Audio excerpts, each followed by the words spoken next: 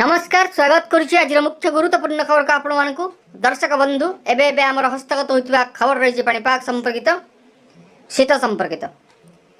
राज्य रे पहली शीत आगकू आहुरी खसिब पारद बढ़िबो शीतर प्रभाव जानिबा केउ केउ स्थान को रही शीत पाई वार्निंग तेबे केउ स्थान रे अधिक मात्रा रे शीत वर्तमान अनुभूत होउची जानिबा से संपर्क में पाणीपाग विज्ञानी मैंने कौन मतामत देते से संपर्क में संपूर्ण विवरण मुझे आपको भिडियो प्रदान करी से आप निश्चित भिडियो को प्रथम शेष पर्यंत देखिए जब भिडियो भल लगे तो पाखे लाल बटन द्वारा निश्चित सब्सक्राइब करेंगे पाखे बेल आइकन बजाइदेवे और ऊपर ऑल नोटिफिकेशन क्लिक करेंगे भूलें जहाँफल एभली भिडियो सर्वप्रथम आपण मान निकट में पहुँच पार तेज आसतु जाना आज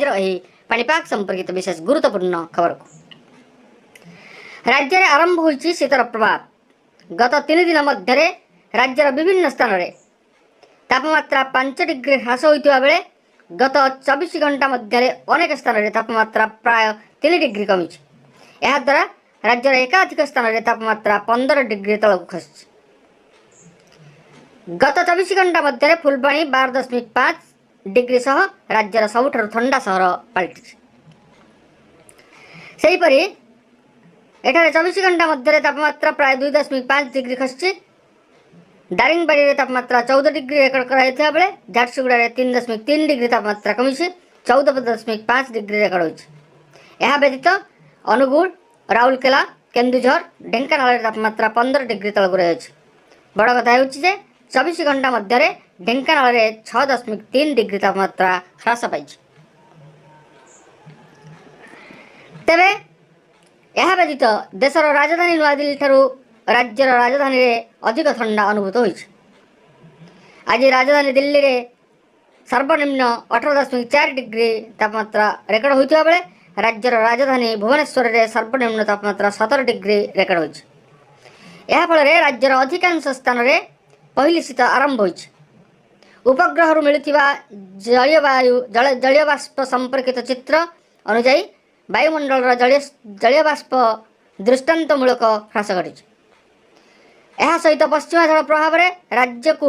उत्तर पश्चिम दिगरू प्रवेश करुवा शुष्क वायु प्रभाव में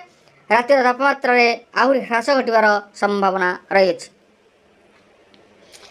तेणु किछि दिन पर्यंत राज्य में शीत जारी रहिबा सह ठंडार प्रभाव आहुरी बढ़िबा नै आकलन करा जायछि।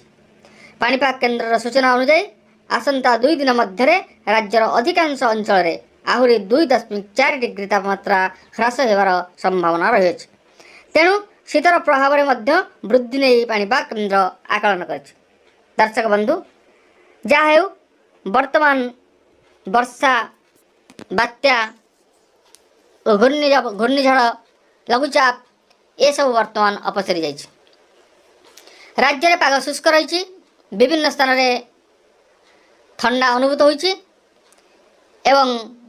आउ राज्य को लघुचाप बा बात्यार भय नहीं वर्तमान शीतर प्रभाव एबेठारु वर्तमान शीत पड़ा आरंभ है आग को पारद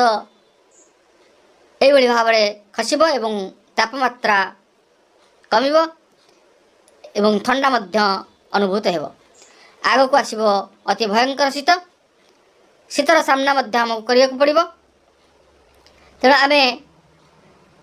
ग्रीष्मर सामना करिचे वर्षार सामना भी करिचे प्रतिवर्ष यही ऋतु पर ऋतु आमको चक्र आकार आम चतुर्पार्श्व घेरी रही एवं वर्तमान वर्षा जावापर आसी शीत शीतर आम मजा उठाइबा एवं विभिन्न स्थान को पाणीपाग विभाग जहाँ अलर्ट रही नजर रखा पाणीपाग विभाग जहाँ सद्यतम सूचना आसब शीत संबंध में से सब संपर्क में आम आपण मानकु समस्त विवरण प्रदान करूँ से आपण निश्चित भिडियो को लाइक शेयर और कमेंट करने को भूलें एवं आम चैनल सहित लगी रुहतु एवं प्रतिदिन यही पाणीपाग खबर को आपण पाखे पहुँचाक आम सक्षम हेबु तेणु ये आज पाणीपाग संपर्कित एक विशेष गुरुत्वपूर्ण खबर आज पुणी देखा आगामी भिडियो रोच धन्यवाद नमस्कार।